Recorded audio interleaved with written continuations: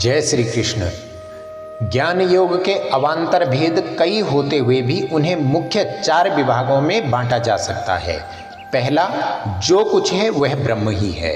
दूसरा, जो कुछ दृश्य वर्ग प्रतीत होता है वह मायामय है, वास्तव में एक सच्चिदानंद घन ब्रह्म के अतिरिक्त और कुछ भी नहीं है। तीसरा, जो कुछ प्रतीत होता है वह सब मेरा ही स्वरूप है, मैं ही हूँ। और चौथा, जो कुछ प्रतीत होता है वह मायामय है, अनित्य है, वास्तव में है ही नहीं, केवल एक नित्य चेतन आत्मा मैं ही हूँ। इनमें से पहले 2 साधन तत्वमसि महावाक्य के तत्पद की दृष्टि से हैं और पिछले 2 साधन त्वम पद की दृष्टि से हैं। इन्हीं का स्पष्टीकरण इस प्रकार किया जा सकता है। पहला, इस चराचर जगत में जो कुछ प्रतीत होता है सब ब्रह्म ही है। कोई भी वस्तु एक सच्चिदानंद घन परमात्मा से भिन्न नहीं है। कर्म के साधन एवं उपकरण तथा स्वयं कर्ता सब कुछ ब्रह्म ही है।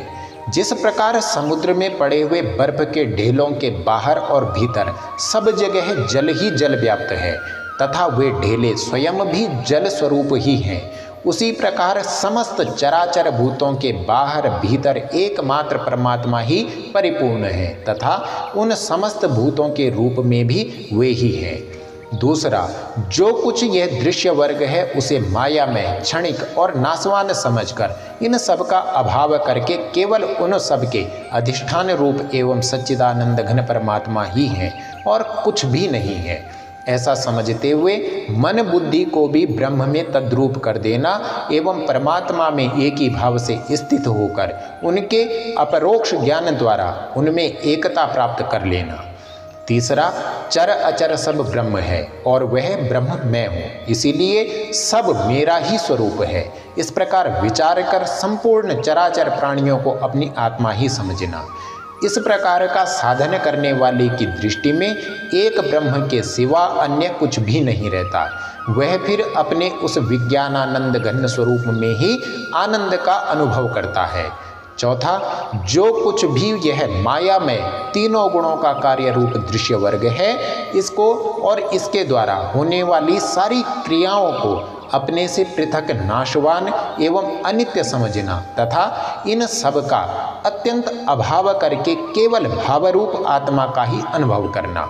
इस प्रकार की स्थिति प्राप्त करने के लिए भगवान ने गीता में अनेक युक्तियों से साधक को जगह जगह यह बात समझाई है कि आत्मा दृष्टा, साक्षी, चेतन और नित्य है तथा यह देहादि जड़ दृश्य वर्ग जो कुछ भी प्रतीत होता है अनित्य होने से असत है, केवल आत्मा ही सत है। इसी बात को पुष्ट करने के लिए भगवान ने दूसरे अध्याय के 11वें से 30वें श्लोक तक नित्य, शुद्ध, बुद्ध, निराकार, निर्विकार, अक्रिय, गुणातीत आत्मा के स्वरूप का वर्णन किया है। अभेद रूप से साधन करने वाले पुरुषों को आत्मा का स्वरूप ऐसा ही मानकर साधन करने से आत्मा का साक्षात्कार होता है। जो कुछ चेष्टा हो रही है गुणों की ही गुणों में ही हो रही है, आत्मा का उससे कोई संबंध नहीं है, न वह कुछ करता है और न करवाता है।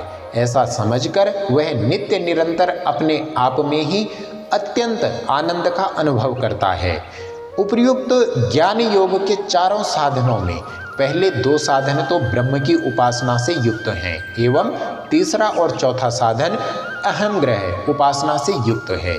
यह प्रश्न यह होता है कि यह 4 साधन व्युत्थान अवस्था में करने के हैं या फिर ध्यानावस्था में, या वे दोनों ही अवस्थाओं में किए जा सकते हैं।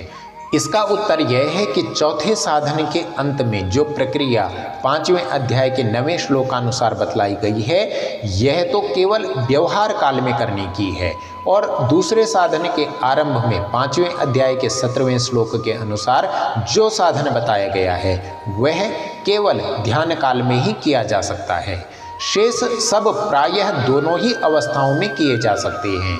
जिज्ञासा हो सकती है कि पहले साधन में वासुदेवः सर्वमिति, जो कुछ दिखता है सब वासुदेव का ही स्वरूप है, तथा सर्वभूत स्थितम यो माम भजत्येकत्वमास्थितः, जो पुरुष एक ही भाव में स्थित हुआ संपूर्ण भूतों में आत्मरूप से स्थित मुझ सच्चिदानंद घन वासुदेव को ही भजता है।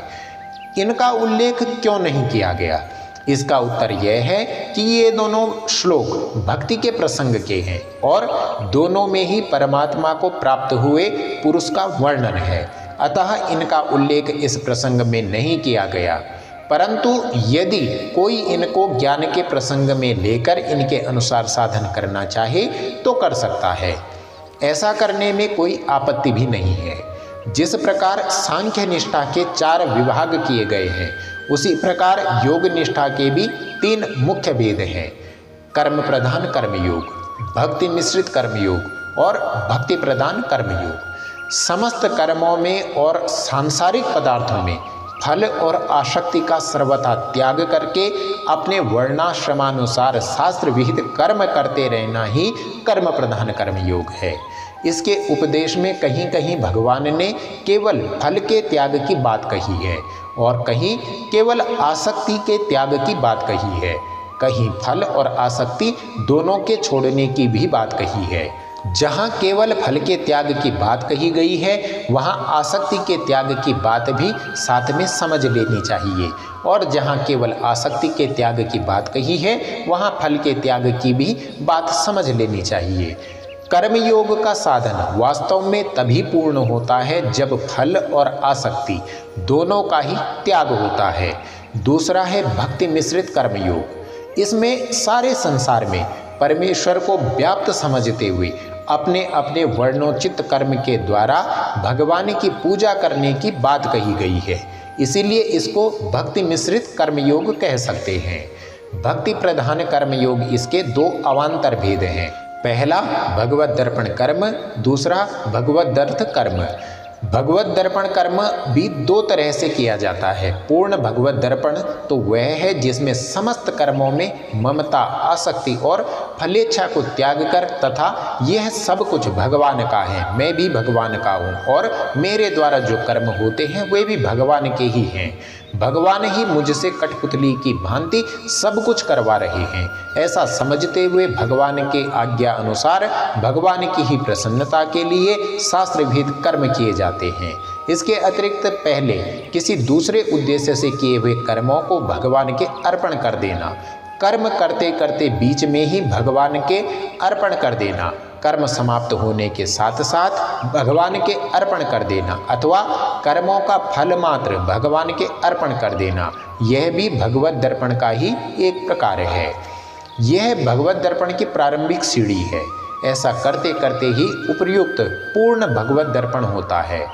भगवत दर्थ कर्म भी 2 प्रकार के होते हैं, जो शास्त्र विहित कर्म भगवत प्राप्ति, भगवत प्रेम अथवा भगवान की प्रसन्नता के लिए भगवदाज्ञानुसार किए जाते हैं, वे तथा जो भगवान के विग्रह आदि के अर्चन तथा भजन, ध्यान आदि उपासना रूप कर्म जो भगवान के ही निमित्त किए जाते हैं और स्वरूप से भी भगवत संबंधी ही होते हैं, वे दोनों ही भगवत दर्थ कर्म के अंतर्गत हैं। इन दोनों प्रकार के कर्मों का मत कर्म और मदर्थ कर्म नाम से भी गीता में उल्लेख हुआ है, जिसे अनन्य भक्ति अथवा भक्ति योग कहा गया है। वह भी भगवत दर्पण और भगवत दर्थ इन दोनों कर्मों में ही सम्मिलित है। इन सब का फल एक भगवत प्राप्ति ही है। अब प्रश्न यह होता है कि योग निष्ठा स्वतंत्र रूप से भगवत प्राप्ति करा देती है या ज्ञान निष्ठा का अंग बनकर। इसका उत्तर यह है कि गीता को दोनों ही बातें मान्य हैं, अर्थात भगवत गीता योग निष्ठा को भगवत प्राप्ति यानी मोक्ष का स्वतंत्र साधन भी मानती है और ज्ञान निष्ठा में सहायक भी। साधक चाहे तो बिना ज्ञान निष्ठा की सहायता के सीधे ही कर्म योग से परम सिद्धि प्राप्त कर सकता है अथवा कर्म योग के द्वारा ज्ञान निष्ठा को प्राप्त कर फिर ज्ञान निष्ठा के द्वारा परमात्मा की प्राप्ति कर सकता है। दोनों में से वह कौन सा मार्ग ग्रहण करे, यह उसकी रुचि पर निर्भर है। योग निष्ठा स्वतंत्र साधन है, इस बात को भगवान ने स्पष्ट शब्दों में कहा है। भगवान में चित्त लगाकर भगवान के लिए ही कर्म करने वाले को भगवान की कृपा से भगवान मिल जाते हैं।